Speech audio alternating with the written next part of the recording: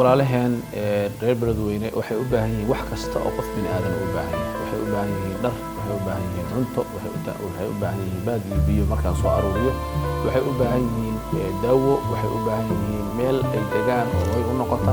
wax kasta oo bini aadanka u baahan yahay marka ay dib ku dhacdo ayuu u baahan yahay bay u baahan yihiin walaalaheen reer beledweyne saadaradeed marka maantoo kale xadiiskii nabi sallallahu alayhi wasallam uu ku yiri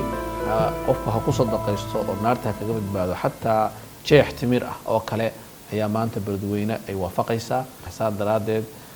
gurmadiyada dadka sameynaya dharka aruurinaya raashinka aruurinaya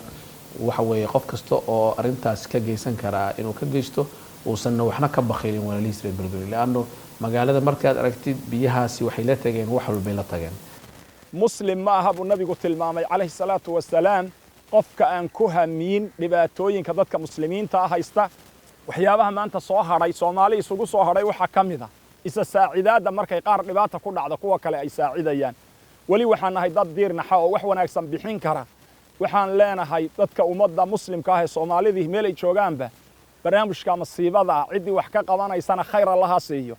inaguna aynu wax ka wada qabanno ilaahay ajri iyo thawaab dukhri iyo kayd ilaahay agti ku dhigma ha noqoto masaladaas ilaahay idamkiis